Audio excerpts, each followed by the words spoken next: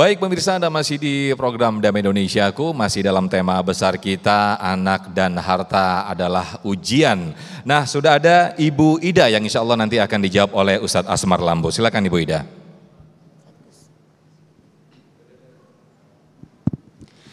Assalamualaikum warahmatullahi wabarakatuh. Waalaikumsalam. Perkenalkan, nama saya Ibu Haja Ida Saida dari Jakarta Timur. Afwan Ustadz, saya mau bertanya. Tadi Ustadz mengatakan bahwa ketika kita mendidik anak, ya, mendidik anak dengan sesuai dengan aturan agama Islam dan perintah Allah dan Rasulnya, dan anak itu kita sudah didik dari mulai TK, ya kan ya, terus SD, selanjutnya dia ngikutin apa yang kata kita. Tapi setelah anak itu sudah dewasa, artinya SMA lah ya, dia sudah mulai tidak mendengar lagi apa yang diarahkan oleh orang tuanya. Kalau Ustadz katakan tadi, anak itu ketika kita meminta dia untuk sholat, ya kan ya, terus dia tidak melakukan saat ini dia melakukan, apakah itu orang tua itu ikut berdosa? Padahal kita sudah didik dia dengan agama, ya. Tadi Ustadz katakan kalau anak itu diperintah, kita tidak diperintah, terus anak nanti mendakwah kita. Saya tidak diajarkan agama oleh orang tua saya. Tapi ini sebaliknya Ustadz. Afwan, terima kasih. Assalamualaikum warahmatullahi wabarakatuh. Waalaikumsalam warahmatullahi wabarakatuh. Bisa kita tangkap pertanyaannya, silakan Ustadz Asmar. Oke. Terima kasih pertanyaannya ya Ibu Ida ya. Anak ketika dia sudah dewasa susah lagi untuk kita arahkan. Iya. Maka dari itu jawaban yang saya berikan tadi di segmen pertama itu bahwa bagaimana anak ini kita bisa didik dengan baik. Yang pertama, di masa-masa kecilnya itu kita harus mendidik dia dengan sholat. Itu konsep. Setelah itu tentu kita harus banyak membawa ia kepada ilmu-ilmu agama. Seperti halnya dengan pesantren, pengajian. Karena semakin banyak kita mendengar kebaikan, hati kita akan semakin lembut. Ya, akan tetapi semakin banyak kita mendengarkan hal-hal yang tidak baik, itu akan membuat hati kita semakin kotor, hitam. Maka bagaimana mencerahkan hati ini? Fazakir fa inna dzikra tanfa'ul mu'minin. Harus selalu mendengar nasihat agar menjadi sesuatu yang bermanfaat, sehingga hatinya itu selalu diberikan kelembutan oleh Allah dan dia mudah untuk kita atur. Persoalan dosanya apabila kita sudah arahkan dengan baik, didik sholatnya dengan baik, mengajarkan agama dengan baik, masukkan di pondok pesantren, kasih guru ngaji dengan baik, lalu mereka menjadi orang yang tidak taat, maka orang tua sudah terlepas karena ia telah mendidik anaknya dengan baik. Sebagaimana Nabiullah Nuh alaihi salam punya anak dan istri tidak beriman kepada Allah, padahal dia adalah nabi yang telah mendidik anaknya.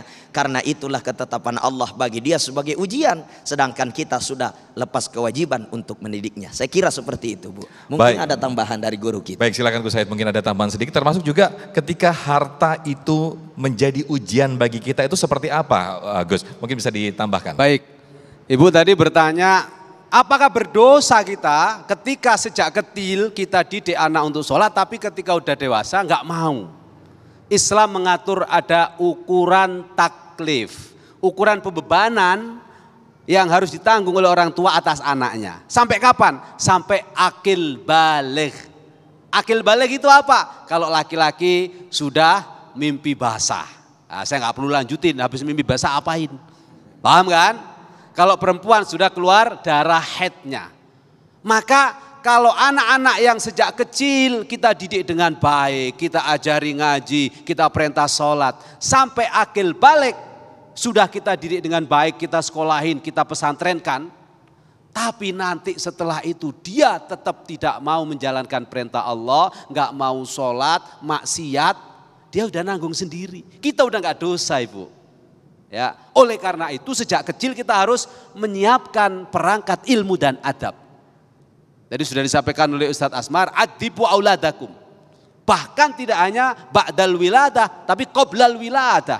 Dengan cara apa? Kita kasih teladan. Nah, biasanya anak-anak kita yang tidak mau sholat kalau udah besar karena orang tuanya nggak disiplin.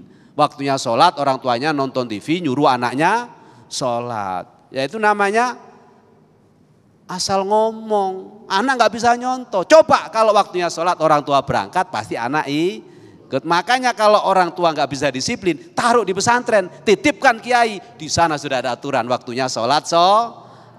Nah, berikutnya kalau kita sudah bisa mendidik anak dengan baik, lalu anak itu bisa tumbuh kembang sesuai dengan harapan kita, itulah anugerah dari titipan Allah atas anak kita. Dalam satu riwayat disebutkan, barang siapa yang memiliki anak 3, kemudian dijaga oleh Allah sampai dia menikah, bertemu dengan pasangannya, maka bagi orang tuanya adalah surga. Sahabat lain bertanya, kalau 2 ya Rasulullah? Kalau 2 surga. Kalau cuma 1 ya Rasulullah? Surga juga. Kalau nggak punya anak, pungut anak, biayain. Menjadi donatur anak yatim. Insya Allah juga surga. Masya Allah, luar biasa sekali materi-materi atau wawasan yang disampaikan oleh guru-guru kita. Mudah-mudahan membuka wacana baru bagi kita bahwa anak dan harta ternyata bukan hanya saja menjadi anugerah, namun juga ujian yang itu membuat kita semakin dekat kepada Allah Subhanahu wa Ta'ala. Nah pemirsa, kita sudah di penghujung acara. Akhirnya kami undur diri. Saya Muhammad Sofyan mewakili kru yang bertugas. Pamit undur diri, wassalamualaikum warahmatullahi wabarakatuh. Mari kita berdoa kepada Allah, semoga pertemuan kita pada hari ini diberkahi oleh Allah. Allah anugerahkan kepada kita anak yang saleh, salihah, keluarga yang sakinah, mawaddah warahmah. Dan Allah selamatkan kita semua dari berbagai macam bala, musibah dan fitnah akhir zaman. أعوذ بالله من الشيطان الرجيم بسم الله الرحمن الرحيم الحمد لله رب العالمين حمد الشاكرين حمد الناعمين حمدا يوافي نعمه ويكافئ مزيده يا ربنا يا الله ولك الحمد كما ينبغي لجلال وجهك الكريم ولعظيم سلطانك والصلاة والسلام على رسول الله صلى الله عليه وسلم يا أرحم الراحمين يا مجيب السائلين ويا قاضي الحاجات سبحان ربي العلي الأعلى الوهاب اللهم سلمنا والمسلمين سلمنا من آفات الدنيا والدين سلمنا وسلم أهلنا وأولادنا وذرياتنا وتلاميذنا أجمعين برحمتك يا أرحم الراحمين ربنا هب لنا من أزواجنا وذرياتنا قرة أعين واجعلنا للمتقين إماما ربنا لا تزغ قلوبنا بعد إذ هديتنا وهب لنا من لدنك الرحمة إنك أنت الوهاب ربنا آتنا في الدنيا حسنة وفي الآخرة حسنة وقنا عذاب النار وأدخلنا الجنة مع الأبرار يا عزيز يا غفار يا رب العالمين وصلى الله على سيدنا محمد وعلى آله وصحبه وبارك وسلم سبحان ربك رب العزة عما يصفون وسلام على المرسلين والحمد لله رب العالمين الفاتحة.